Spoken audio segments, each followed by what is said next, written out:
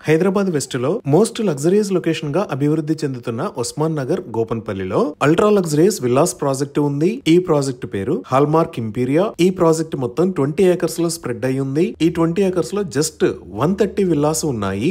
Each villa land size 427.75 square yards ఉంది. అలానే super built-up 5255 SFT గా ఉంది. ఇవన్నీ ultra luxurious 5 BHK villas with home theatre, grand entrance arch with 24/7 సెక్యూరిటీని ఏర్పాటు చేస్తున్నారు.